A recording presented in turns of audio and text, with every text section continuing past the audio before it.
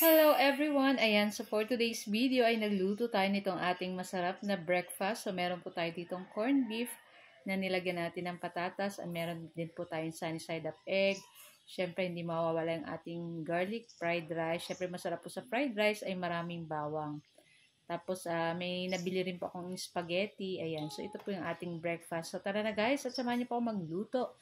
And enjoy watching po. Ayan, so kung bago pa lang po kayo sa aming page, huwag niyo po sana kalimutan mag-like, follow, para palagi po kayong updated sa aming mga bagong video na i-upload. And pa-subscribe na din guys sa aming YouTube channel ng Mamshi and Trisan. So yun na nga guys, so nakapag-fried rice na ako guys. So after ng ating fried rice, sa ating isang kawali, ay nagprito naman tayo nitong ating itlog, itong ating sunny side up egg.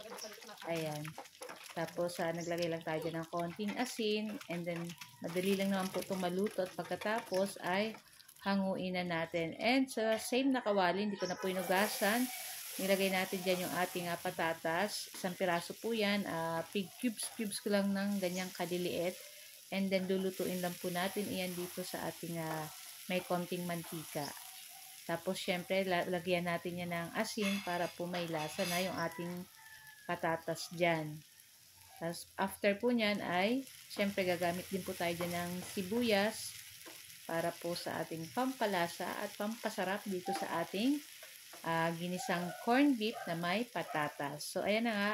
At maglagay na tayo ng asin. Ayan, konti lang guys. Ayan.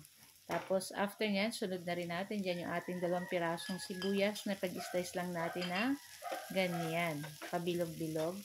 Tapos, isunod na rin natin dyan yung ating isang latang corned beef. Ayan. So, malaki na yung ating ginamit dyan guys kasi marami tayong kakain. Mga 40, charot. Ayan. Tapos, ayan, lagyan natin ng tubig yung lata ng ating corned beef para hindi naman po masayang. Ayan. So, ininit ko ulit yung ating garlic fried rice kasi medyo malamig na. Masarap po sa fried rice ay mainit pa. So, hindi na ako naggamit ng asin sa ating corned beef kasi okay na yung nilagay nating asin kanina dun sa ating patatas. So, ilang minuto lang guys ay luto na rin po ito at pwede na rin natin patayin yung ating apoy. Siyempre, mag-prepare na din tayo at siyempre magtitimpla pa kami ng kape para mas masarap itong ating breakfast. Ayan. So, okay na rin to guys. Patayin na natin yung apoy at i-transfer na po natin yan sa ating plato. Ayan. Pati yung ating fried rice, i-transfer na rin natin yan. So, ayan na nga. At okay na rin to guys. So, ito lang po ang aming video today. At sana po ay nag-enjoy kayo. And huwag niyo po sanang kalimutan mag-like, comment, at pa-share na rin po ng ating video. Ayan. So, tara na guys. At samahan niyo na rin po kaming kumain itong ating napakasarap na breakfast, itong ating corned beef with potato and yung ating sunny side up egg and syempre yung ating garlic fried rice. Ayan. So guys, thank you for watching. Tara na at kain na. Happy tummy everyone. Thank you for watching. Ciao.